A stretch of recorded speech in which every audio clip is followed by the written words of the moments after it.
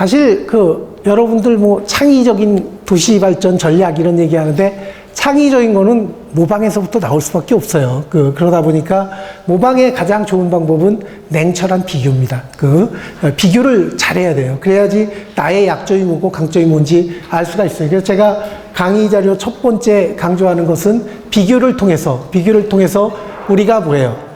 정면 교사할 것도 배우고 반면 교사할 것도 배우고 뭐 꼭 좋은 것만 배울 수 없지 않습니까? 못하는 것도 좀 이렇게 반면 교사로 삼아보고 잘하는 거를 뭐 정면 교사하는 그런 형태로 이제 비교 연구를 갖다 이제 좀 활성화시켜야 된다. 그래서 첫 번째 하는 것은 여러분들이 아이디어를 얻고 싶으면은 선진국의 지방자치를 체험을 해야 되는데 뭐 좋은 거는 요즘 유행하는 한 달 살아보기 하면 좋겠죠. 근데 그거는 좀 어려우니까 저는 한 일주일 정도 체류합니다. 근데 여러분들 일주일이 있으시기 어려울 거예요.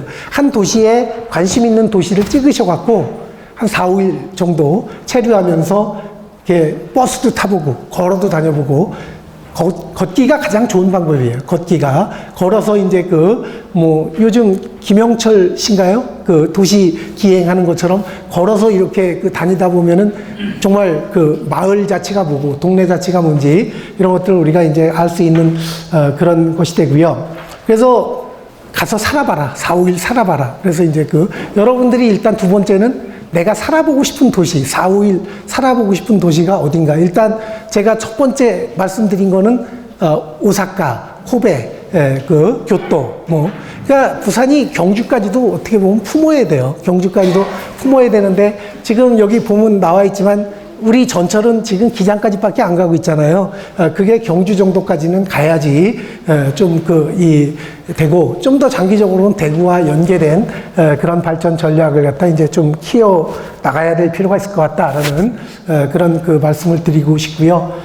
그리고 저는 여행을 빙자해서 선진 지방자치를 찾아다니는 그런 연습 같은 것들을 많이 하고 있는데 여러분들도 이런 여행이라는 그런 관점에서 한번 선진 사례를 찾아보려는 그런 노력을 갖다 이제 했으면 좋겠고요. 그래서 여기 보시면은 공자님이 자기가 통치할 곳을 찾기 위해서 이 천하를 갖다 일주했던 것처럼 이제 반대 경우죠. 통치하는 여기 구청장님이라든가 시의회 의원님들 계시니까 그분들 입장에서는 뭐예요? 내가 어떻게 요즘은 통치라기보다 협치의 시대죠. 잘 주민들과 이제 소통하면서 진정한 자치를 갖다 이룩할 것인가를 갖다 이제 제가 강조하는 얘기가 굿 거버넌스라는 얘기가 있습니다. 굿 거버넌스를 우색해야 되겠죠. 굿 거버넌스. 그리고 이런 여행을 통해서 깨달은 사람들이 많아요. 세계적인 석학이라고 할 수 있는 존 로크라든가 애덤 스미스. 존 로크는 세계 최고의 정치학자예요. 민주주의 이론을 만든 정치학자고, 아담 스미스는 세계 최고의 경제학자예요. 이런 사람들이 젊었을 때 서유럽을 일주하는 그랜드 투어, 우리 조선일보 기자 분이 그랜드 투어라는 책을 한 서너 권 출간했는데 나중에 한번 읽어보세요. 서구의 그런 여행이라는 것이 이제 어떤 우리는 주로 사진 찍으러 여행을 많이 가지만은 인생 지성을 갖다가 획득하는 그런 계기로 이제 활용하는 그런 것들이 이제 필요하다라고 이제 말씀을 드리고 싶고, 그 다음에 여행기 하면은 줄 베른이라는 사람을 갖다 이제 많이 언급을 하는데 80일간의 세계 일주라는 책을 썼죠. 그래서 이제 그런 것들을 벤치마킹해서 많은 사람들이 비슷한 책을 쓰는데 어떤 청년은 80일간의 거래 일주 해갖고 다니면서 장사해서 이렇게 한 그런 경우도 있고, 저도 최근에 80일까지는 아니고 66일짜리 세계 일주를 하고 돌아온 적이 있습니다. 연구년을 활용해서 66일짜리 세계 일주를 하고 돌아왔는데 여행기가 지금 출판사에서 열심히 이 편집 작업을 하고 있어요. 한 달 정도면 이제 출간이 될 거라고 생각이 되는데, 제가 쓴 책 제목은 세계 일주로 배우는 사회탐구예요. 세계 일주로 배우는 사회탐구인데 그 안에 다 지방자치입니다. 거의 대부분이. 제가 행정학 한 사람이다 보니까 세계 각국의 도시재생이라든가 세계 각국의 도시경쟁력 얘기라든가 그런 얘기들, 오늘 이제 여기 사진과 더불어서 많은 도시들 얘기를 할 건데 그거를 설명하는, 뭐, 그리고 우리 강의안도 제 책에 많이 들어가 있습니다. 그래서 나중에 여행을 통해서 지방자치를 좀 배우고 싶으신 분은, 그런 책을 참고하는 것도, 유용한 방법이다. 이렇게 말씀을 드릴 수가 있을 것 같습니다. 우리가 이 이론으로 하는 거는 그렇게 오래 못 가요. 이론으로 지방자치를 배운다. 이건 뭐, 부도는 사례, 체험, 아까 얘기했던 것처럼 이런 것들을 통해서 이제 배워야 된다라고 이제 말씀을 드리고 싶고요. 세계 최초의 도시가 어디일 것 같습니까? 세계 최초의 산업화 도시는 런던이죠. 런던. 산업화 도시는 런던이고, 세계 최초의 도시는 뭐 인류 문명 중에서 가장 오래된 메소포타미아 문명이 있던 그런 지역에 이제 있었던 그런 도시. 뭐 여러분들이 아는 걸로 얘기하면은 세계 최고의 도시에 바벨탑도 있었고, 공중정원도 있었고, 그래서 요즘 그런 것들을 흉내내 갖고 막 서울시에서 하이라인, 뉴욕에 이제 이 폐철도를 갖다가, 그러니까 우리로 치면은 부산 지하철처럼 이렇게 지상에 올라가서 다니는 철도 노선이 이제 기지창 들어가는 노선이었었는데, 지하로 바꾸면서 폐선이 되니까 그거를 공중정원으로 만든 거예요. 바빌론의 공중정원. 인간은 신과 가까워지기 위해서 건물을 올리고, 그 다음에 뭐 마천루를 짓고, 뭐 뉴욕이 이제 그런 역할을 갖다가 대신하고 있다라고도 볼 수가 있겠죠. 그래서 그거는 인간이 태어나면서부터 오래된 소망이에요. 그래서 가장 오래된 문명이라고 얘기하는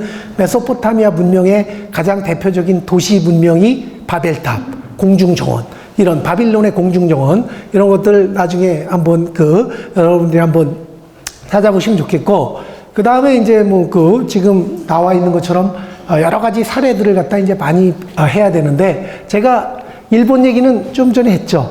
일본 얘기는 이제 지방소멸이라는 관점에서, 일본에서는 요즘 압축도시, 라는 그런 구상이 많이 강조가 되고 있는데, 일종의 좀 외곽에 좀 경쟁력을 잃어가는 지역을 갖다가 집약해서 개발하는 그런 구상인데, 뭐 원래는 런던 주변에서 이제 나왔던 그런 얘기입니다만, 그러니까 원래 압축도시는 전원도시 구상으로 나온 거예요. 이 전원도시를 영어로 얘기하면 가든 시티라고 얘기하고, 가든 시티. 그럼 여러분들 세계 최고의 가든 시티가 어딜 것 같아요? 세계 최고의 가든 시티. 호주도 맞을 것 같고, 호주도 뭐 가든, 캔버라니 워낙 유명한 게 많은데, 제가 여기서 얘기할 가든 시티, 아예 도시에 가든자를 붙여갖고 도시 경쟁력을 가든에서 찾는 대표적인 도시가 여기 써놓은, 싱가포르예요. 싱가포르.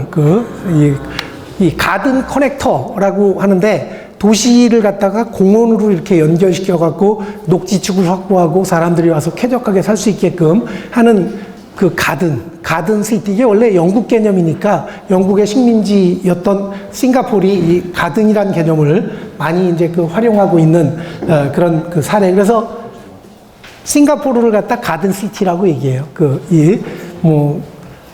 그래서 제가 있는 학교도 좀 연못도 있고 풍광이 좋은 편인데 넓고, 그래서 그거를 또 벤치마킹해서 가든 유니버시티라고 이제 표현하기도 하는데, 이 연제도 이런 것들을 갖다가 좀 가든 개념을 많이, 녹지 개념을 갖다 이제 가져와야 될 것 같고, 도시 안에 가든을 만든 대표적인 데가 이제 싱가포르라고 얘기했는데, 그 외에도 많이 있죠. 뉴욕 맨하탄에 가도 이제 가든이 큰 게 있고, 특히 더 유명한 데는 보스턴이라는 도시에 가면은 커먼이라 그래갖고, 커먼이라는 것이 여러분들 커먼 하면은 이제 공공이라고 얘기하는데, 커먼이 보통 공원이에요. 이 커먼이라는 큰 공원, 아주 넓은 공원이 있고, 그 시청 앞에 있습니다. 그러니까 제대로 된 도시, 서구 도시를 가보면은 지금 저 시청에서부터 지금 이 주변은 다 공원으로 이제 좀 돼야 되는데, 예를 들어서 서울시청 앞에 용산을 갖다 공원으로 만드는 것처럼 부산도 좀 그런 쪽으로 되면은 녹지축을 만들면 이 연제구에 이제 그런 것들이 좀 많이 들어와야 될 것 같고, 보스턴 같은 경우에는 최근에 그린웨이라는 걸 만들었어요. 그린웨이. 그러니까 도시를 갖다가 여러분들 이렇게 큰 대로가 있으면은 그 대로 한가운데에 뭐예요? 그 녹지를 만들어서 이렇게 그 산보를 할 수 있게끔 하는 그린웨이라는 것을 갖다 이제 만들어서 또 그 히트친 그런 사례도 있고요. 근데 그 보스턴이 케네디 가문이 유명하잖아요. 그래서 이제 뭐 케네디 가문 이름을 따갖고 뭐 그 케네디 그린웨이 뭐 이런 식으로 이제 그 스토리가 중요해요. 그냥 그린웨이 하면은 사람들이 기억을 못 하잖아요. 근데 케네디를 갖다 붙이면은 또 그게 브랜드 명칭이 있으니까 보스턴이 원래 아이리시들이 많이 사는 그런 그 지역이에요. 그래서 그런 걸 계기로 해서 이제 이 이름을 그렇게 붙이는 네이밍도 중요하다. 뭐 이런 것도 이제 그 브랜드를 갖다가 살리기 위해서는 장명을 잘해야 된다. 뭐 이런 것들도 우리가 좀 주목해 봐야 될 거라고 이제 그 말씀을 드릴 수가 있겠고요. 그 다음에 이제 그 발전 얘기를 갖다 이제 하고 있는데, 우리가 발전이라는 거, 그러니까 여러분들 국가 발전 이래요. 근데 지역 하면 발전이라고 합니까? 개발이라고 합니까? 개발이라고 하죠. 제가 엊그저께 시험 문제를 출제하고 왔는데, 나온 지 한 3일 됐어요. 지방직 7급 공무원 시험을 갖다 이제 출제하느라고 고시센터 가서 한 2주 잡혀 있었는데, 제가 지역 개발론을 출제하고 왔습니다. 지역 개발론을 출제하고 왔는데, 지역 개발이라는, 그럼 개발과 발전, 영어로는 다 디벨롭먼트예요. 어떤 의미가 있을까요? 개발과 발전의 차이점은? 개발의 발전. 개발이고 발전이고의 일단 좁은 지역이냐 넓은 지역이냐라는 게 있을 것 같고, 두 번째는 능동 개념이냐 수동 개념이냐인데, 이 지역은 좀 약간 수동적인 그런 개념으로 이렇게 발전시킨다라는 중앙 중심의 사고긴 하지만, 그래서 개발이 썩 좋은 얘기는 아니에요. 그래서 제가 이름을 도시 발전이라고 한 거는 능동적인 그런 의미를 갖다 강조하기 위한 그런 취지가 담겨져 있다. 발전이라고 얘기하면 양과 질과 격이라는 세 가지가 같이 가야 된다. 양은 뭡니까? 양은 GDP 개념이에요. 지역으로 얘기하면 뭐예요? GRDP 개념이죠. 부산에서 GRDP가 가장 높은 구가 어딜 것 같습니까? 저는 잘 모르겠는데 아무래도 해운대 쪽이 좀 높지 않을까라고 이제 생각이 들어요. 그래서 좀 살기 좋은 동네를 만들어야 되겠죠. 가장 좋은 방법은 부동산 투기를 열심히 하시면은 집값 올리면은 좀 바로 이 양적으로는 성장이 가능합니다. 근데 양적으로 너무 땅값 올려놓으면은 또 연지에 아무도 안 와요. 그게 제대로 된 가치에 따라서 올라가면 모르지만은, 뻥튀기로 올라갈 경우에 이제 문제가 있다라는 측면에서 우리가, 이 도시가 됐든 국가가 됐든 양적 성장도 중요하지만 질적인 건 뭐예요? 분배, 복지, 이런 것들이죠. 그런 것들이 이제 필요하고, 또 하나는 격이죠. 브랜드 같이. 그래서 지금 여기 보면은 양적 성장, 질적 분배, 품격 형상, 이런 것들이 다 삼박자를 이루어야 된다. 여러분 집에 자녀로 얘기하면은 체력도 좋아야 되고, 체질도 좋아야 되고, 그 다음에 마지막은 뭘 거예요? 체격이 또 있어야 되겠죠. 체력, 체질, 체격. 이런 것처럼 도시나 국가도 양, 질, 격. 요게 이제 삼박자가 돼야 된다라는. 제가 아까 얘기한 것처럼 이 부동산 거품 법을 너무 만들면은 올 기업도 안 와요. 올 주민도 안 오고, 적당히 이제 처음에 이 외국 기업 유치하려면 땅값이 싸야 돼요, 일단. 그런 것들이 이제 필요하다라는 것도 우리가 좀 주목해 봐야 될 것 같고.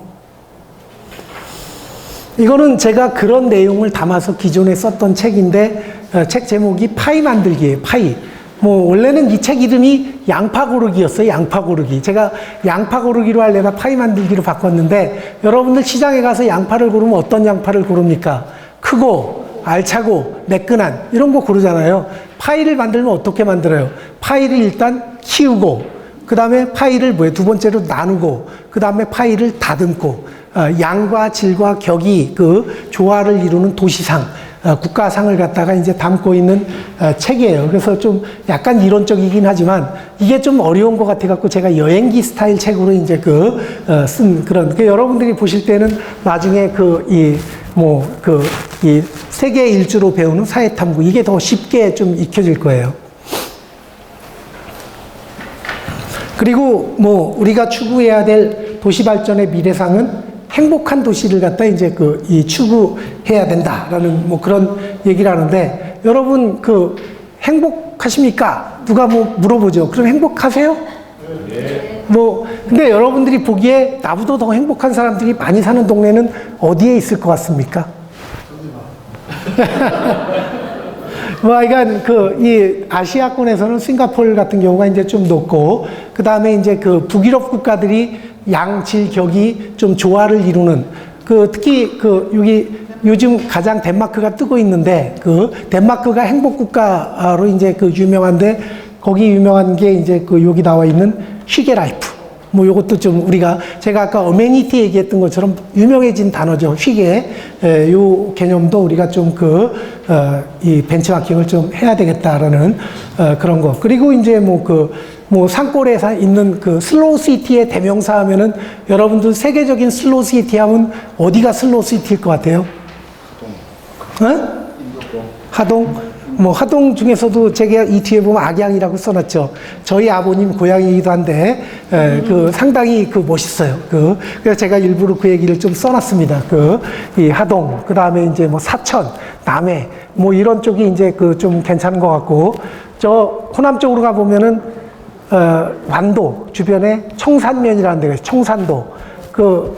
영화에 나왔던 임건택 감독의 이제 영화에 나왔던 그런 데고, 이런 것들을 갖다 이제 봐야 되는데, 그 다음에 여기 부탄, 그 다음에 부탄 옆에 보면은, 더 유명한 데가 있는데, 인도 북부에 있는 라다크라는 데가 있어요. 라다크. 그것도 한번, 어디서 찾아보시냐라면은, 글로 보지 말고, 라다크가 어떤 데인지, 유튜브에서 한번 이렇게 검색을 한번 해보세요. 그러면 이 라다크가 어떤 곳이다라는. 근데 그게 다 어떻게 보면 불교 유적지들이에요. 불교 유적.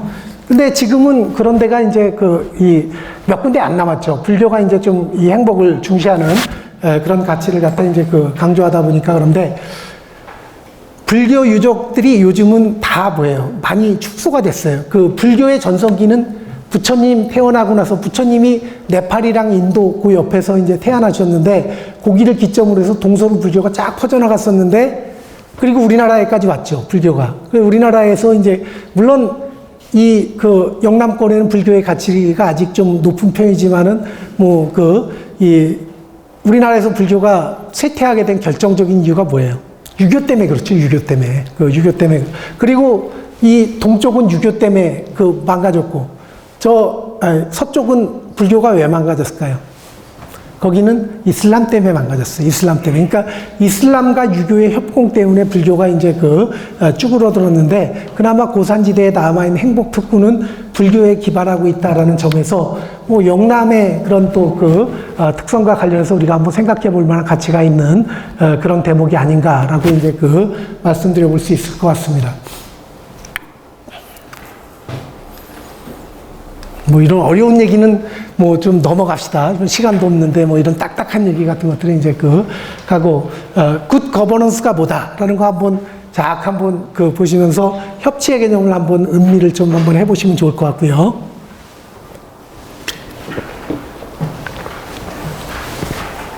이 파트너십이에요. 파트너십. 결국 이거를 다른 말로 얘기하면, 이 갈갈이 찢겨 있는 게 아니라 서로 소통하고 협력한다라는, 영어로 얘기하면 원 네이션이에요. 원 네이션.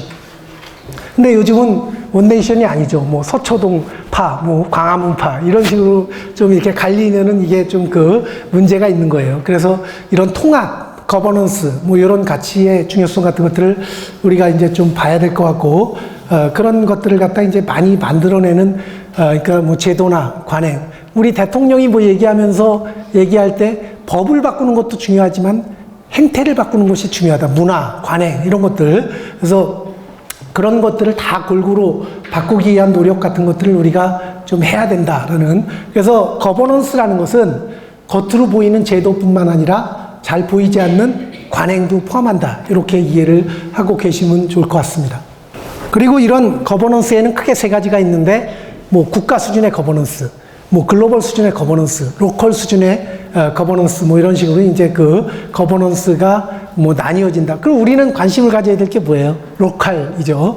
로컬과 관련한 그런 거버넌스와 관련해서 이제 그 여러 가지 그 것들이 있는데 핵심적인 특징 보면은 제가 강조하는 것은 여기 있는 특화 도시. 그러니까 도시가 좀 특성화되고 특화 도시, 자기만의 색깔이 있는 그런 도시가 이제 그 돼야 되는데 제가 봤을 때 우리나라 수도권에 필적할 수 있는 뭔가를 만들려면 광역시들이 잘 돼야 돼요. 광역시들이. 여기 보면 이제 광역시가 이제 잘 돼야 되고, 수도권, 이 규제 완화에 의존하기보다는 광역시가 경쟁력을 가지는 쪽으로 가야 된다라는, 그런 것들이 이제 핵심적인 그런 것이 되겠고, 그러면 부산 광역시가 세계적인 도시로 가기 위해서 벤치마킹 해야 될 또 다른 도시는 어디가 있을까요? 싱가포르. 뭐 제가 얘기하고자 했던 정답을 갖다 말씀드렸고 또 뭐가 있을까요? 그러니까 싱가포르 얘기를 오늘 한 15분 정도 할 거예요. 그 다음에 또 어디 있을까요? 덴마크. 덴마크 어딜까요? 근데 덴마크보다는 제가 생각하기엔 덴마크 밑에 있는 네덜란드가 더 좀 맞는 것 같고, 네덜란드에 가면 로테르담이라는 큰 항구 도시가 있는데 그런 거를 좀 이 덴마크는 너무 좀 자잘해요. 그래서 네덜란드가 좀 맞는 것 같다. 로테르담 항구. 이게 이 물류의 거점이거든요. 그런 측면에서 로테르담. 또 뭐가 있을까요? 홍콩은 요즘 뭐 좀 이 많이 갈갈이 찢겨서 지금 당장은 뭐 벤치마킹 하기 좀 어려워. 홍콩은 비슷한 싱가포르이 있으니까 그냥 그걸로 치고. 호주. 시드니. 뭐 큰 항만을 끼고 있는 도시인데 여러분들 세계 3대 미항이 어디입니까? 세계 3대 미항이 시드니, 리우. 하나 또 있는데 뭐죠? 응? 나폴리. 그런 데들이 좀 이 대상이 돼야 되지 않을까라고 생각이 되는데, 천혜의 항구들, 물론 부산이 천혜의 항구는 아니에요. 부산이, 그러니까 옛날 유명했던 천혜의 항구들은 다 석호예요, 석호. 그러니까 쉽게 얘기하면 자연 항구죠. 부산은 자연 항구가 아니에요. 이게 방파제 항구지 자연 항구가 아니거든요. 그러면 부산에서 이 부산보다 더 유명한 항구가 부산 주변에 있는데 어디일 것 같아요? 옛날에. 먼저 개항했던데. 그쵸. 마산 진해. 이쪽이 이제 좀 항구 도시. 거기는 호수 같은 데잖아요. 뭐 좀 더 가면 통영 같은 데도 이제 유명하고, 뭐 그런 것들이 이제 주목의 대상이 돼야 될 것 같고. 그 다음 또 뭐가 있을까요? 한두 군데만 더 한번 찾아보십시오. 이제 거의 다 나왔어요. 세계 3대 미항을 좀 벤치마킹 하자. 그래서 휘게 스타일, 어메니티 스타일을 장착하자. 뭐 이런 얘기가 이제 필요할 것 같고. 항구를 활성화시키기 위해서는 로테르담이라든가 이런 쪽을, 브라질로 치면은 상파울루 옆에 있는 산토스 같은 그런 데도 이제 좀 포함이 될 수 있을 것 같고.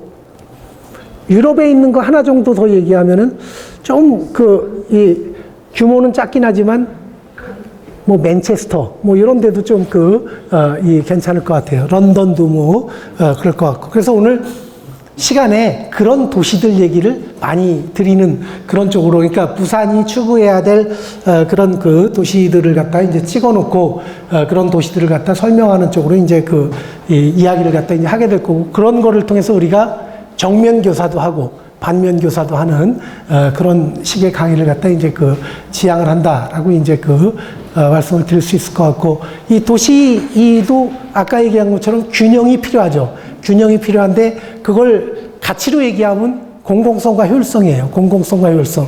이 공공성을 요즘은 사회적 가치라고 많이 얘기하죠. 그 다음에 효율성, 수익성이라는 것은 경제적 가치를 갖다 대표하는 그런 개념들. 이건 좀 딱딱하니까 그냥 공공성, 효율성 요 정도로만 경제적 가치, 사회적 가치 이렇게 이해를 하고 계시면 상반된 가치를 잘 조화시켜야 된다라는 그런 의미가 되겠습니다. 그래서 사회적 가치가 뭐다. 그리고 이런 것들을 갖다 이제 여러분들 이 유엔이란 기구가 좀 사회적 가치를 갖다 이제 중시하는 그런 조직인데, 대표적인 개념이 지속가능 발전. 이런 것들이 이제 우리가 얘기하는 양과 질과 격의 조화를 추구하는 개념이에요. 지속가능 발전이라는 그런 것들이 이제 있고, 미국은 싫어할까요? 좋아할까요? 지속가능 발전을. 별로 좋아하지 않죠. 그래서 미국은 이런 것과는 미국은 영국이나 미국은 양적 발전을 갖다 중시하는 그런 나라예요. 미국, 영국은 양적 발전을 중시하고 유럽은 좀 질적 발전을 중시하고 그 다음에 이제 뭐 그런 것들을 갖다 이제 절충하기 위한 우리는 다 이제 조화된 그런 것들을 갖다 이제 추구해야 되겠죠.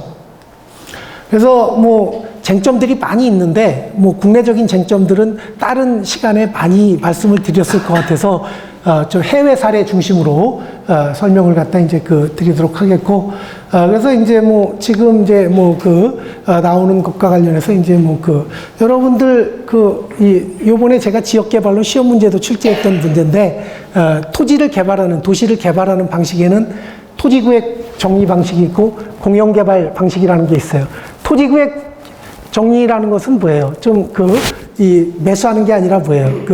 다듬어서 돌려주는 그런 방식이죠. 근데 이게 문제가 뭐냐 그러면은 너무 부동산 투기를 조장하는 것 때문에 좀 대도시에서는 이걸 좀 억제하는 편이에요. 그래서 2000년대 이후에는 도시개발법이 제정되면서 토지구획 정리는 거의 사라졌습니다. 그나마 남아있는 거는 부산도시공사 같은 데서 공영개발은 하죠.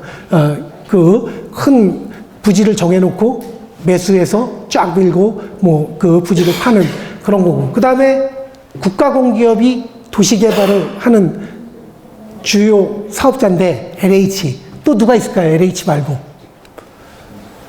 말고 수자원공사도 해요. 저 을숙도에 가면 에코델타 시티라는 것을 만들고 있는데 그거는 수자원공사가 하고 있어요. 그 에코델타는 지금 얘기했던 뭐 그런 정보화, 뭐 생태 뭐 이런 거를 정보화 도시를 유비쿼터스 도시라고 하거든요.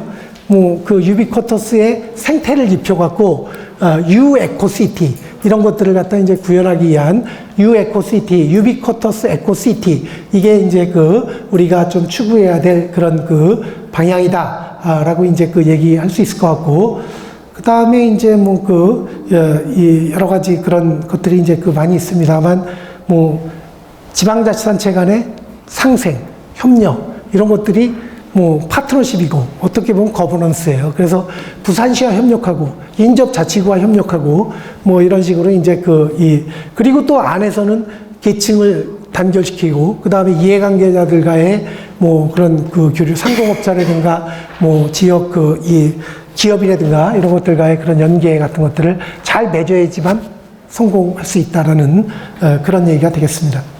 이게 싱가포르 성공 비결이에요. 싱가포르 성공 비결인데 제가 먼저 이제 이 책을 하나 소개할게요. 이것도 제가 경기도청에 있는 공무원이랑 같이 번역한 책인데 싱가포르 공무원 교육교재예요. 싱가포르 공무원 교육교재인데 왜 싱가포르이 세계적인 도시가 되었는가를 갖다가 우수 사례를 한 30-40개 소개한 책이에요. 역동적 거버넌스라는 그런 제목의 책인데 싱가포르가 특히 정부 주도로 이제 고도 성장 내지는 뭐 발전을 했는데 그 비결을 갖다가 이제 다루고 있는 이 안에 보면은 이 사례들이 다 들어있어요. 바이오 클러스터.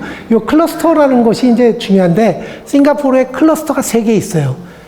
바이오 클러스터가 있고 퓨전 클러스터가 있어요. 퓨전이라는 것은 정보통신 융합 이런 거예요. 그 다음에 이제 물 산업 클러스터가 있어요.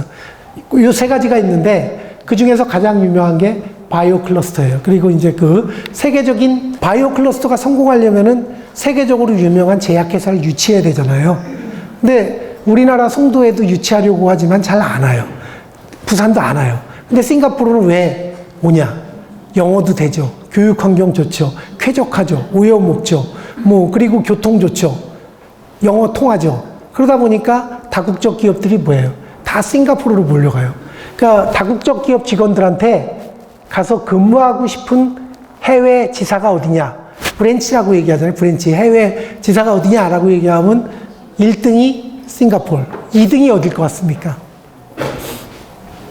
2등이 아일랜드 더블린.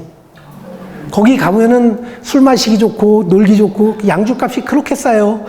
이 스카치 위스키 같은 거 되게 비싼데 이 아일랜드 위스키 제임슨 같은 것들은 스카치 위스키랑 비슷한데 가격이 3분의 1도 안 돼요. 그리고 바도 많고 윤도현 같은 친구들이 가서 버스킹도 많이 하고 비긴 어게인이라는 버스킹 프로그램에 나왔잖아요. 거기가 템플바 지역이라는 데인데 가서 죽으라고 일만 하면 재미없는데 저녁 때 뭐예요? 거기 가서 노래 듣고 술 마시고 놀고 할 수 있으니까 선호하는 거예요. 그래서 거기 가보면 구글이라든가 뭐 삼성전자라든가 온갖 것들이 다 와 있는데 그거는 직원들이 놀기 좋은 거고 기업이 결정한 거는 땅값이 싸서 간 거예요.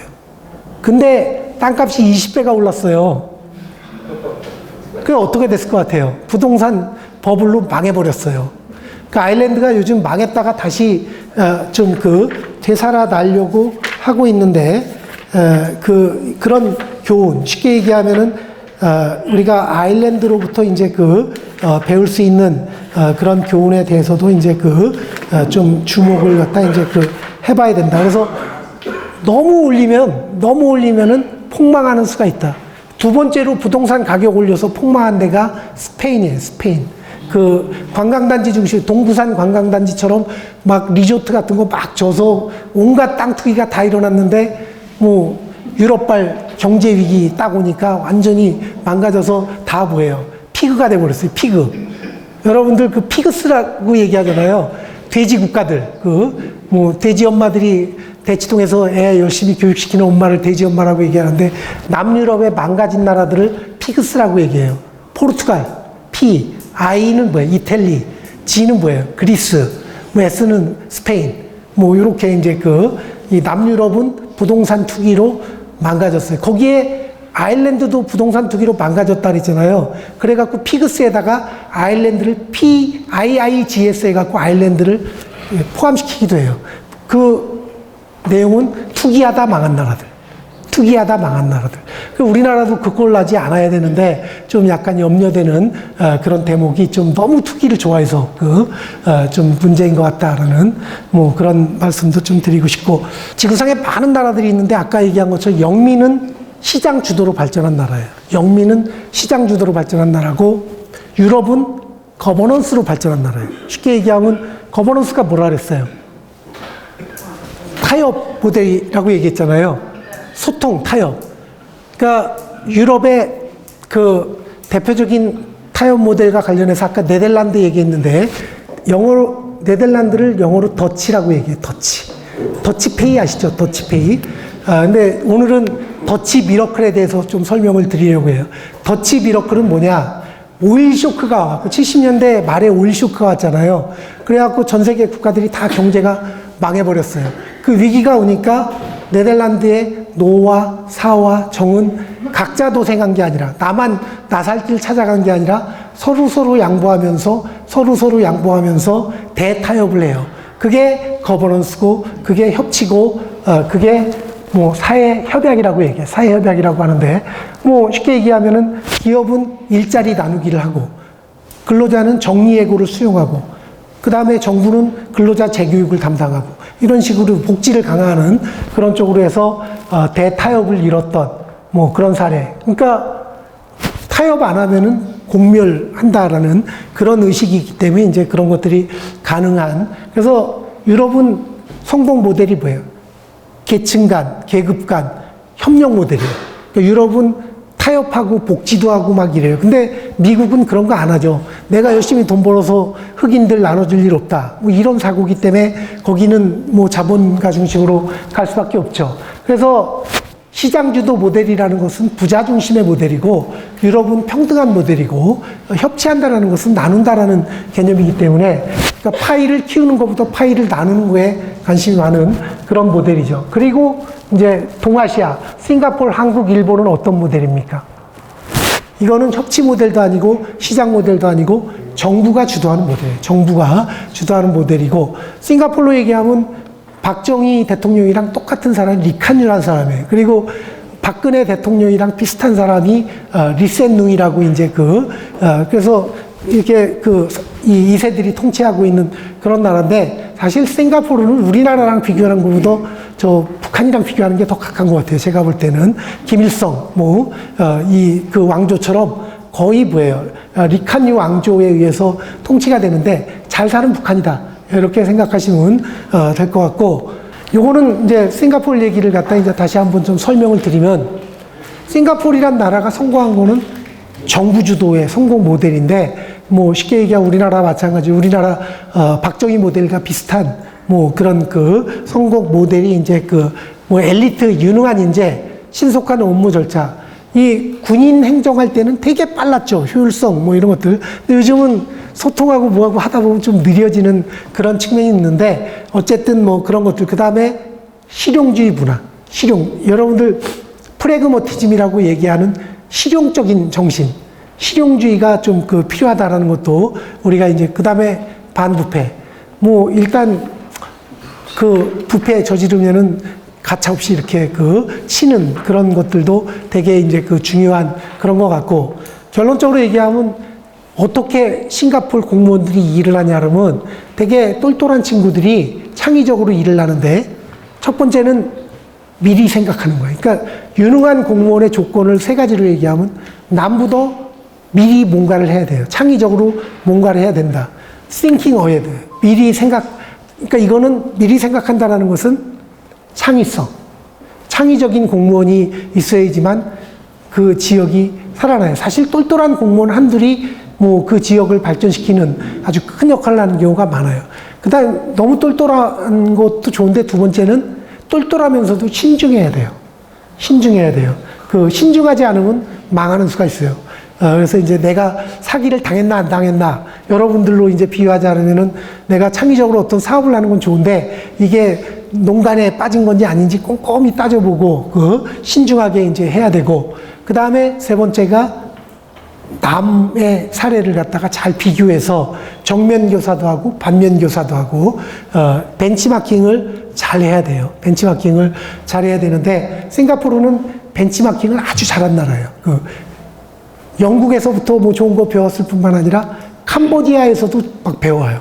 왜 캄보디아에서 배우냐? 아까 얘기했던 가든시티 구상을 갖다 구현하면서 싱가포르가 벤치마킹 했던 대상이 캄보디아예요. 캄보디아 수도 프놈펜인데 왜 그럼 프놈펜을 벤치마킹 했을까요? 아기자기한 공원을 잘 만드는 나라는 프랑스예요. 프랑스. 그 베르사유 궁전 같은 데 가보면은 되게 멋있는 가든들이 많이 있거든요. 그리고 그 뭐 안에 가보면 좀 전원적인 풍경도 있고, 근데 그거를 그대로 갖다 싱가포르에 갖다 놓으면 싱가포르는 원노스예요. 원노스. 우리는 38노스죠.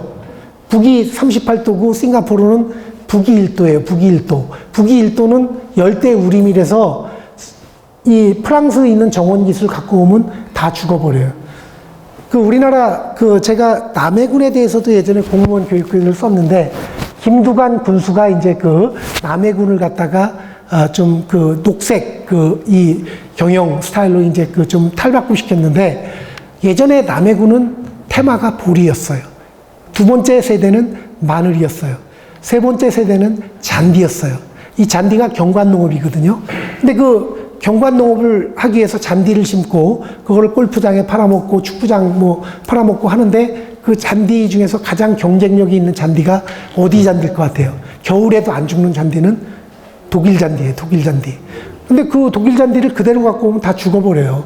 잡초랑 교배를 해갖고, 한국 잡초랑 이렇게 잘 교배를 시켜서 이렇게 해서 살아남았죠. 그런 것처럼 프랑스 사람들이 식민 통치했던 동남아 국가가 어디일 것 같아요?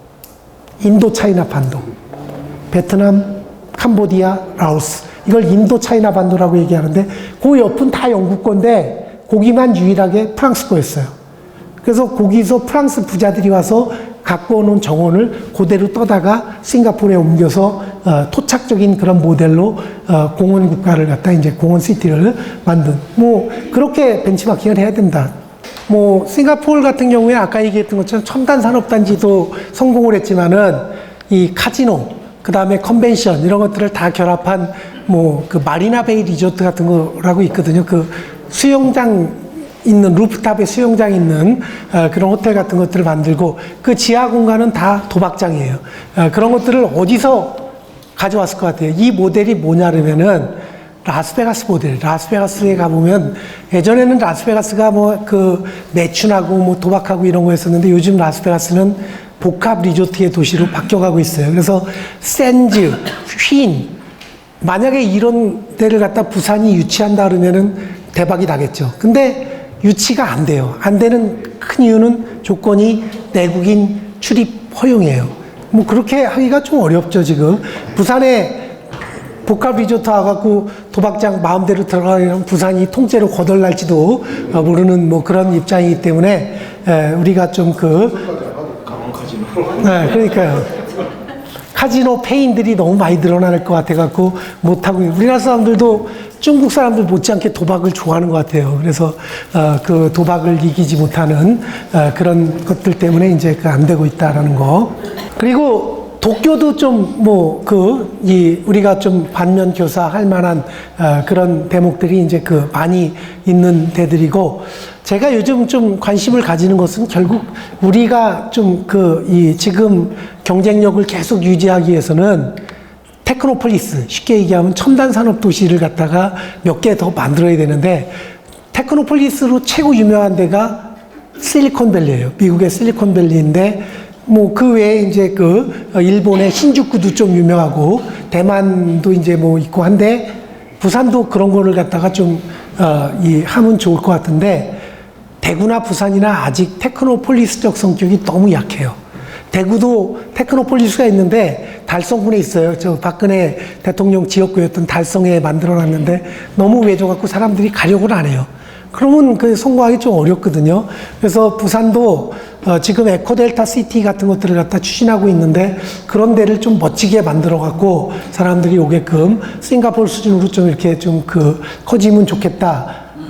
일본에도 그런 것들이 있어요. 도시명 첨단 산업단지가 있는데, 어디냐 그러면 롯본기 힐스 한번 가보세요. 롯본기 힐스라는 데가 있는데, 뭐 빌딩이 되게 멋있어요. 그리고 빌딩이 우리처럼 그냥 평지에 있는 게 아니라 산속에 빌딩이 있어요. 산속에. 힐이 뭐예요? 언덕이잖아요. 그러니까 산속에 빌딩을 만들어 놓고 거기서 좀 창의적인 아이디어가 나올 수 있게끔 하는, 부산에 뭐 한다라고 얘기하면 이제 뭐 부산에 그런 적지를 찾아야 되겠죠.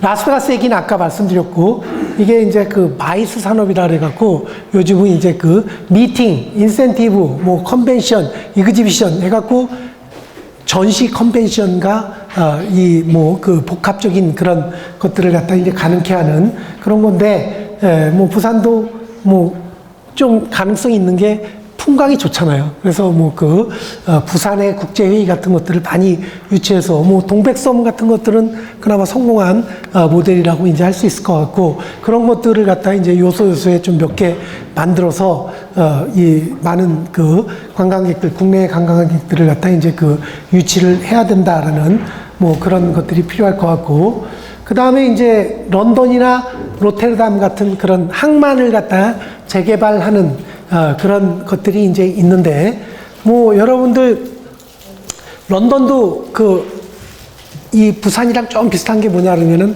템지강이라는 강을 끼고 있는데, 낙동강이랑 비슷해요. 되게 큰 강인데, 예전에 런던의 항구는 템지강에 있었어요. 왜? 방파제를 못 만들기 때문에 천연 항구를 찾다 보니까 템지강 하류에 항구가 있었는데, 요즘은 그게 필요가 없어졌죠. 방파제 때문에. 그래서 예전에 항구였던, 또 우리나라의 인천처럼 조수 간만의 차가 되게 세요. 그래서 도크를 만들어야 돼요. 그래서 런던 하류에 가보면은 도크랜드라는 지역이 있는데, 그 항만을 재개발한 대표적인 성공 사례예요. 재개발은 거의 이렇게 쫙 밀고 이제 효율성 중심으로 해서 금융가로 탈바꿈 시켰어요. 싱가포르처럼 이제 멋진 금융가로 이제 탈바꿈 시켰는데, 런던이 하류는 재개발을 했어요. 근데 런던 템지강의 상류는 도시 재생을 했어요. 이 재생이라는 것은 여기 나와 있는 것처럼 이제 원주민을 갖다가 유치하는 그런 임대주택이라든가 이런 것들을 같이 줘갖고 이렇게 공동체를 갖다가 밀면은 공동체가 사라지고 스토리가 없어지니까, 뭐 여러분 부산의 대표적인 뭐 재생지구 얘기했을 때 몇 군데 있잖아요. 아미동 뭐 이런 데가 스토리가 좀 있잖아요.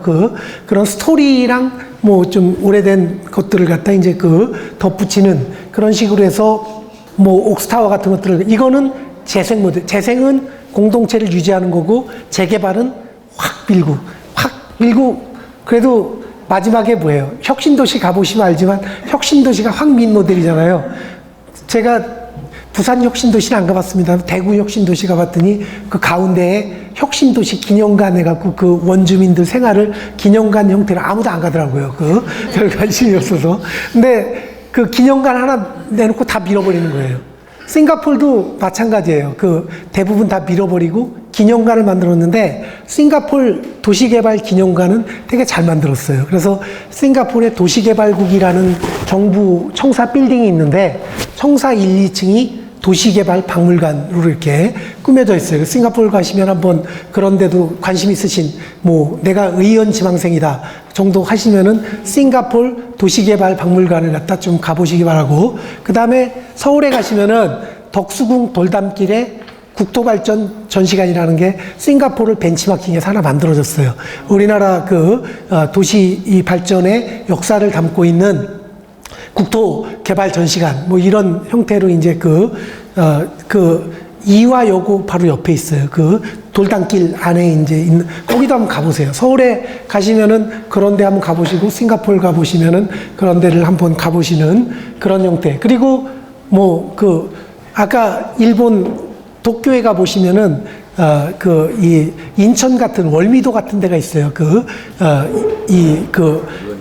유원지, 되게 유명한 까마꾸라라고 하는 그런 데가 있는데, 까마꾸라가 오래된 막부의 명칭이에요. 에도 막부가 등장하기 전에 있었던, 일본은 막부 정치, 무신 정권들이 이제 막부를 만들어서 통치를 했던 그런 지역이고, 원래 그게 교토에 이제 왕궁이 있었는데 나중에 에도 시대 끝 무렵에는 메이지 유신하면서 도쿄로 갖고 왔죠. 그래서 이 동경 가시면은 가장 싼 교통수단이 뭐냐 그러면은 이 하네다 공항에서 일본 JR이, 일본 철도가 운영하는 이렇게 직행 버스를 타면 싸요. 10,000원 주고 딱 오는데 거기 바로 앞이 황궁이에요. 그래서 그런 것도 구경하고 좀 자유여행 스타일. 그러니까 길 잊어버릴 염려는 없으니까 그냥 마구 한번 이렇게 걸어서 이렇게 여행하시는 스타일로 가까운 도시들은 좀 하시면, 그리고 한국말 표지판 이런 거 다 있어요. 그래서 지하철을 이용해서 여행하는 그런 것들을 하시다 보면 색다른 뭔가를 찾아오실 수가 있을 거예요. 색다른 뭔가를 갖다 이제 찾아오실 수가 있고, 여기는 지금 런던의 도시재생한 옥스타워고, 요거는 뭐냐 그러면은 여기가 지금 여기 밑에 있는 게, 이 건물 밑에 있는 요게 철도 기지창이에요. 철도 기지창인데 요 옆이 철도 기지창으로 들어가는 고가 철도였었는데 이거를 하이라인이라 그래갖고 공원으로 만든 거예요. 근데 이 폐철도 공원을 갖다가 만들고 나서 이 주변이 갑자기 명소가 돼버렸어요. 그래갖고 지금 옆에 보세요. 온통 엄청난 빌딩들이 들어서고 있는데, 우리로 치면은 해운대 빌딩 들어서듯이 들어서는, 이게 옆에 이제 경관이 좀 좋거든요. 그래서 이걸 허드슨 야드라고 얘기하는데, 허드슨 야드 재개발한 그런 거예요. 그래서 뭔가 좀 생태적으로 돈이 안 되더라도 공원이라다 명소 스토리를 만들면 그 주변이 개발이 돼요. 그래서 이제 여기도 좀 스토리를 장착하는 게 중요하다. 그래서 지금 우리나라가 만약에 테크노파크를 새로 만든다 그러면 뭘 만들면 좋을 것 같아요. 저는 제가 내일 모레 완성을 지금 쓰고 있는 칼럼이 있는데, 그 칼럼에서 이제 한국이 발전하기 위해서는 국가 경쟁력은 양, 질, 격, 요 세 가지라고 얘기했죠. 국가 경쟁력을 높이기 위해서는 GDP도, 그 다음에 삶의 질도, 국가의 품격도 다 이렇게 총체적으로 올려야 되는데, 국가 경쟁력이 있고 또 하나가 뭐가 있냐면 기업의 국제 경쟁력이 있어요. 근데 저는 중요한 거는 국가 경쟁력도 중요하고 기업의 국제 경쟁력도 중요하지만 그거를 매개하는 게 도시 경쟁력이다. 그래서 우리나라가 잘 되려면은 도시 경쟁력, 그러니까 그 제목이 뭐냐 그러면은 도시 경쟁력의 강화가 국가 발전의 원동력. 그래서 국가 발전을 하기 위해서는 경쟁력 있는 도시를 만들어야 되는데, 그 경쟁력 있는 도시를 만드는 좋은 방법이 지금 얘기하고 있는 것처럼 쉽게 얘기하면 테크노폴리스다. 부산은 에코델타 시티를 성공시켜야 되고, 그 다음에 뭐 인천에 가면 송도 신도시가 좀 성공적인 모델이에요, 사실 그게. 그래서 송도 같은 그런 것들을 갖다가 이제 또 벤치마킹을 좀 해야 될 것 같고, 그리고 한 보름 전에 문재인 대통령이 얘기한 것 중에 국제평화지대라는 게 있어요. 비무장지대를 갖다가 좋은 아이디어라고 생각했는데 실현 가능성이 낮다는 게 문제지만 왜 좋으냐 그러면은 뭘 유치하려면 스토리가 있어야 돼요. 이거 비무장지대다라는 그런 스토리. 그 비무장지대는 지금 그 상암동에서 문산까지 고속도로 건설하고 있는데 그 고속도로로 가면 30분 이내로 가거든요. 되게 가까워요. 그래서 교통도 가깝고, 그러니까 입지로 보면 최적 입지고, 비무장지대를 개발해서 파는데 땅값 비싸게 받을 일 없겠죠. 그 뭐 공짜 땅인데. 그래서 거기를 확 그냥 밀어서 우리가 관할하는 게 아니라 국제적인 그런 그 관할권을 갖다 이제 형성해서 평화의 안전핀이자 그런 거기에다가 멋진 테크노폴리스를 만들어 갖고 세계적인 기업들을, 그다음에 뭐 중국의 뭐 알리바바니 뭐니 뭐 그런 기업들 갖다가 딱 놓으면 북한 애들이 뭐 함부로 하기 어려울 거고, 그 다음에 뭐 미국 기업들 또 유치해서 갖다 놓고 이런 식으로 하면 좋겠다. 뭐 그런 것들도 이제 이 아이디어라고 볼 수가 있겠죠. 그래서 그런 식으로 뭔가 성공하려면은 그냥 밀고 져서는 안 되고 스토리가 있어야 된다. 그 테마가 있어야 되는데, 그런 좋은 테마는 제가 볼 때 부산은 을숙도 에코델타 시티가 최고 괜찮은 것 같고, 그 다음에 두 번째는 이 부산시청 주변에 이 연제구와 관련한 행정타운들이 많이 있잖아요. 그러니까 이런 것들을 좀 한 행정도시 개념으로 좀 행정도시는 주거의 쾌적성을 강조하는 쪽으로 이제 가야 되지 않을까, 뭐 그런 것들을 갖다 이제 우리가 생각해 볼 수가 있겠죠. 그리고 부산이나 인천부터 작은 도시들도 창의적으로 바꿔지기 위해서 많은 노력을 하는데, 지금 여기는 50만 내외의 도시들을 소개하고 있는데, 아까 얘기한 것처럼 이 위의 사진은 맨체스터, 산업혁명 최초로 했던 도시가 맨체스터거든요. 그래서 가봤어요. 거기도 물론 뭐 놀기 좋고 먹기 좋고 뭐 축구하기, 이 박지성이 뛰었던 맨유 구장도 있고 한데, 이게 맨유 구장 옆에 있는 신도시예요. 이 이름이 뭐냐 그러면 미디어 시티예요. 미디어 시티. 우리로 치면 상암 DMC예요. 여기 지금 뭐 BBC도 와 있고 뭐 이런, 그러니까 맨체스터가 원래 공장 제조업으로 살던데 요즘은 뭐예요?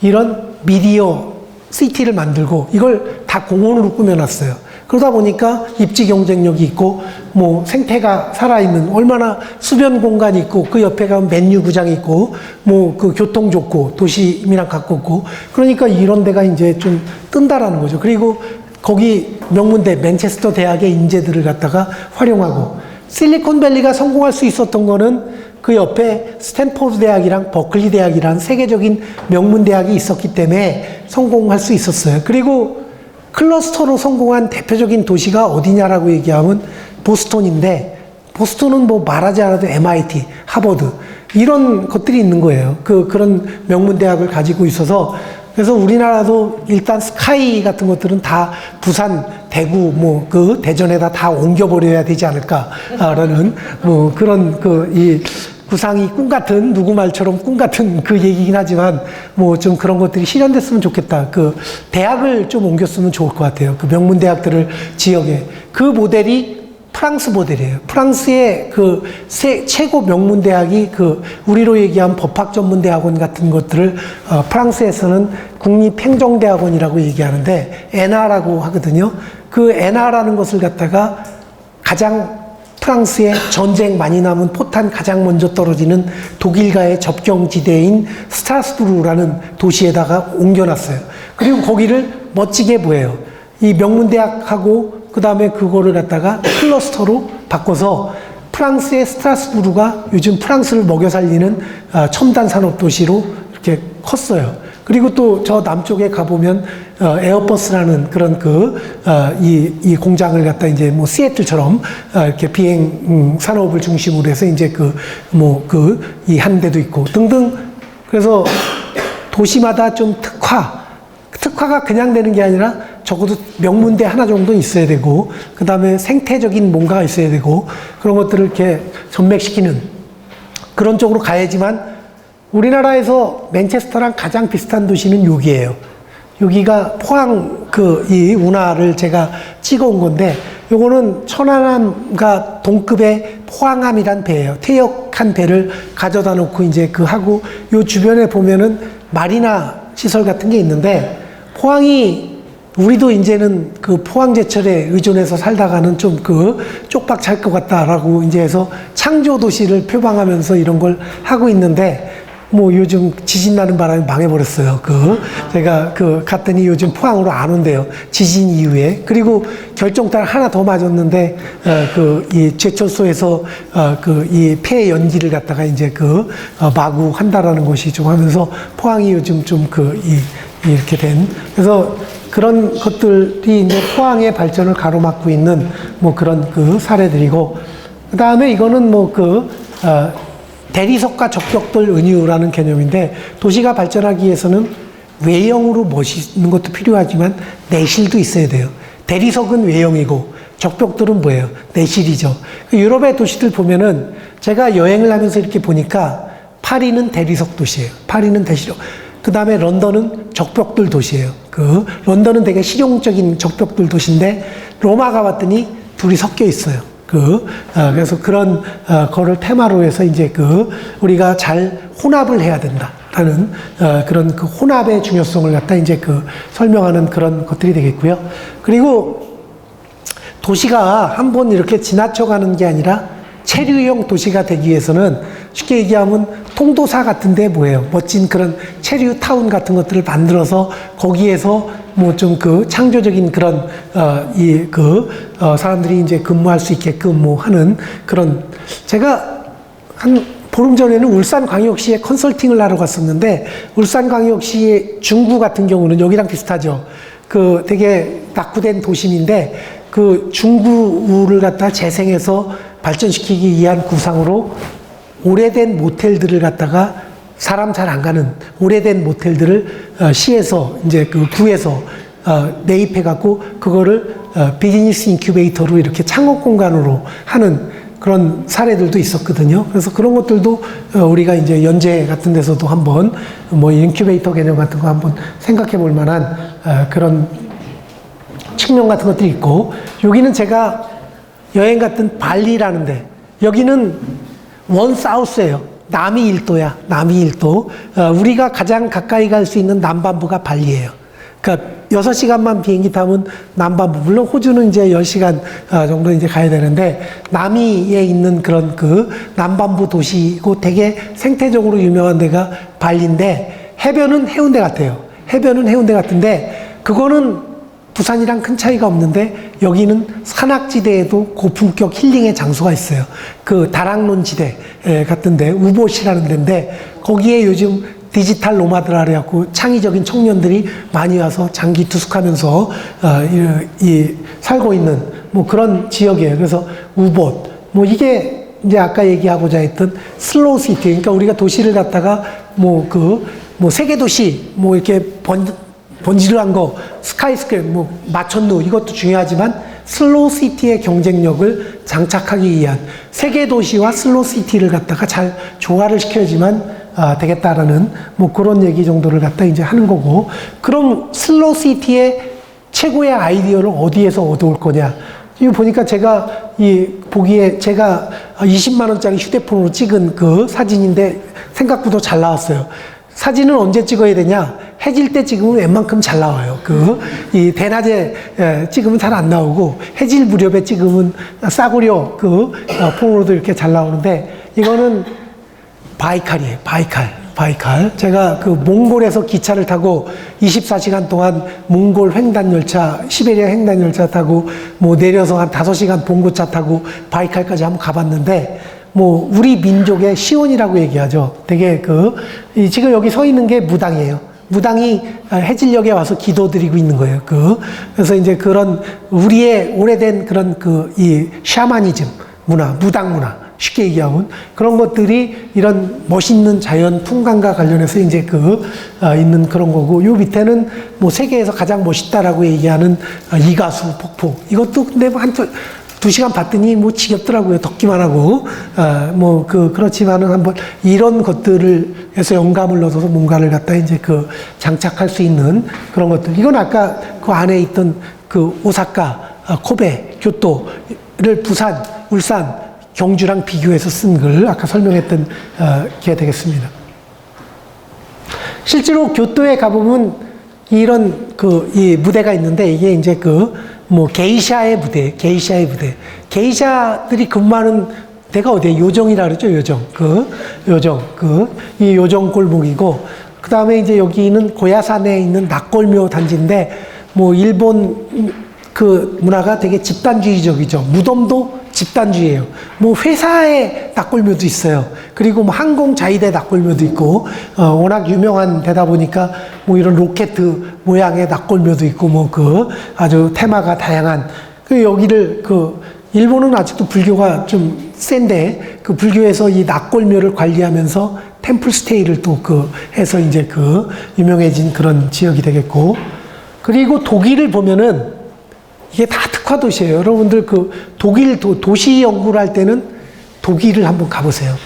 독일 도시 중에서 제가 가보라고 딱 해주고 싶은 몇 개 도시가 있는데, 뮌헨도 유명하고, 그 다음에 프라이부르크라는 생태 도시도 유명하고, 그 다음에 이제 저 위에 가면 생태가 유명한 베를린이라는 도시도 요즘 TV에 많이 나오잖아요. 비긴 어게인에 나오는 그런 독일 도시들을 갖다가 이렇게 가보면 색깔이 다 틀려요. 그리고 균형 발전의 대표적인 사례다. 여기 보면은 뮌헨에 가보면은 BMW 박물관도 있고 그런 식이고, 라이프치히 프랑크푸르트, 함부르크, 프라이부르크, 하이델베르그 가보면 기가 막힙니다. 이 풍광이 정말 철학자들이 좀 생각할 만한 그런 아주 멋진 풍광이에요. 그런데 가서 소도시긴 하지만 그런 것들을 갖다 이제 우리나라에서 하이델베르그 같은 도시가 어딜까요? 학원 도시로서 유명한, 제가 볼 때는 안동에 있는 소수서원 주변이 하이델베르그 같은 데가 아닌가, 생각이 좀 들었어요. 이거는 대구에 있는 혁신도시고, 요거는 부산의 대표적인 테마 마을들을 갖다 이제 소개한 건데, 제가 부산이 그나마 테마 마을로 성공한 이미지 메이킹을 한 것이 감천, 아미동, 보수동, 이바구, 영화의 전당, 이런 것들은 부산을 갖다가 스토리를 갖다 살려주는 좋은 테마기 때문에 이런 것들을 만드는 것이 이제 필요하다. 그래서 대구도 요즘 김강석이니 근대골목이니 이런 스토리를 갖다 이제 장착하기 위한 노력을 하고 있고, 그 다음에 저 달성군에 가면 도동서원이라는 게 있는데, 거기도 낙동강변에 좀 경치가 좋아요.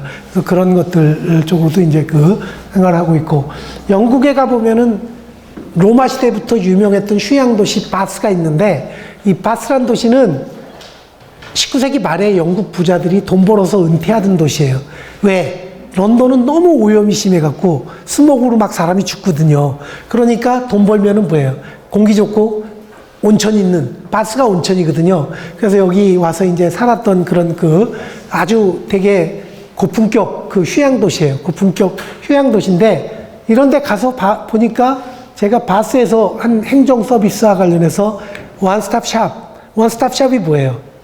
민원 처리를 한 군데서 한다라는 건데, 우리로 치면은 이 밑에 민원실 개념인데 이런 개념이 아니에요. 중앙정부, 지방자치단체, 비영리단체, 지방공기업, 모든 공공기관들이 한 군데 다 와 있어요. 그래갖고 정말 원스톱 샵이 가능하게끔 하는 그런 것이 프랑스식의 그런 통합 민원실 개념이다. 이런 것들도 우리가 좀 행정의 경쟁력 제고 차원에서 좀 참고할 만한 그런 사례가 아닌가. 그 다음에 고객들의 그런 이 만족도를 높이기 위한 노력 같은 것들도 많이 하고 있고, 이건 보스턴에 있는 중앙도서관의 풍경인데, 이게 카페 같아요. 요즘 학생들이 공부하러 카페 가잖아요. 딱 창문을 보면서 겉 풍경을 보고 하는데, 미국의 도서관들이 이런 식으로 돼 있어요. 그리고 회의 공간도 많고, 문화 공간도 있고, 그리고 아예 이 도서관을 갖다가 뭐예요?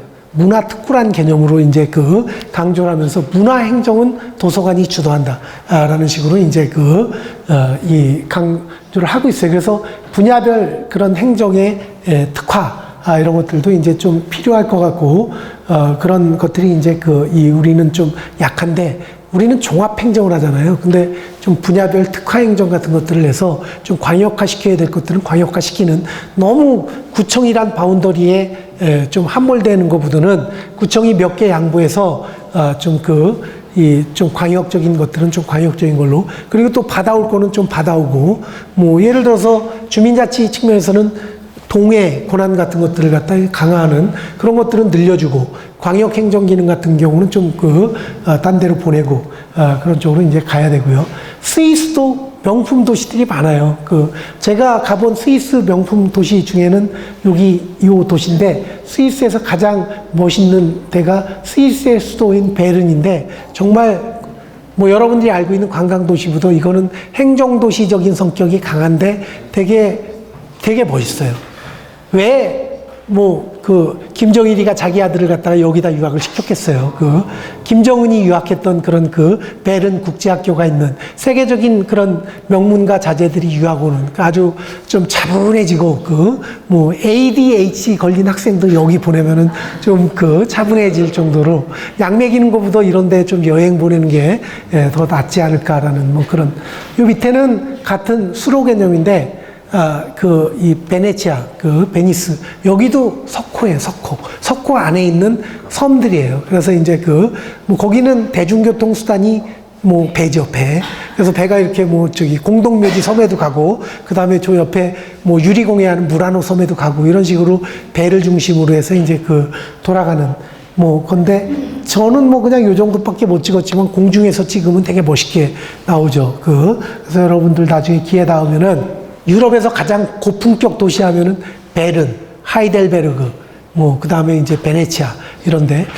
베네치아는 너무 혼잡하고, 오히려 제가 볼 때는 피렌체가 더 좋은 것 같아요. 경주 같아요.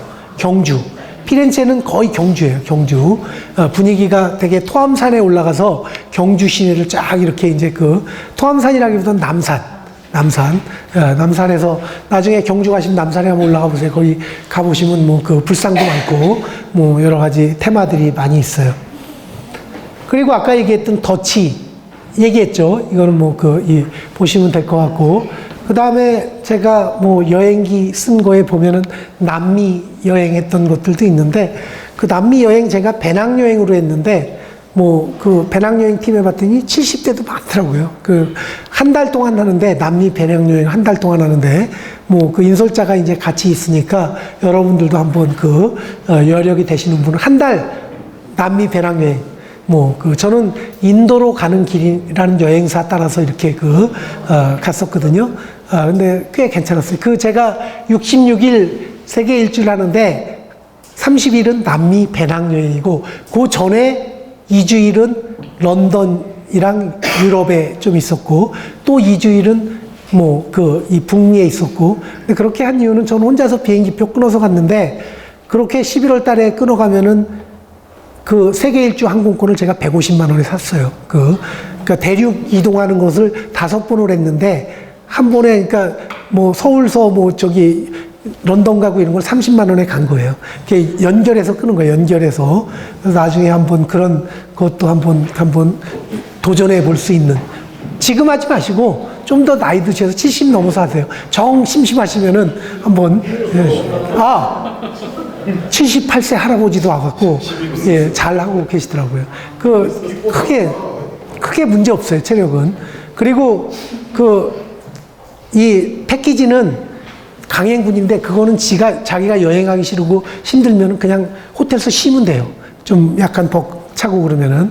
그래서 그런 식으로. 근데 그거를 그냥 남미만 가기 뭐하면 저처럼 유럽도 들렸다가 북미도 들렸다 이렇게 하고 그러면은 자연스럽게 세미 세계 일주가 이제 되는 그런 것들이 있겠죠. 그래서 부에노스아이레스 이런 데 가보면 이런 멋진 풍광들이 많이 있어요. 항구에다가 신도시 만든 거, 공원에 이렇게 꽃잎, 조형물도 있고, 그 다음에 여기는 탱고의 부대, 이 마라도나가 했던 보카 주니어스, 축구팀 그 구장도 있고 뭐 등등 많이 있는데 뭐 지금까지 제가 이제 그 해외 사례를 갖다 쭉 말씀을 드렸었거든요. 그래서 제가 오늘 한 거는 여러분들한테 국내외 사례를 갖다 폭넓게 소개하고 여러분들한테 나도 어디 가서 한 일주일이라도 그 도시에 가서 한번 체험하면서 뭔가를 배워올 만한 그런 그 자극을 드리는 그런 강의를 했다라고 이제 그 생각을 하시면 될 것 같고,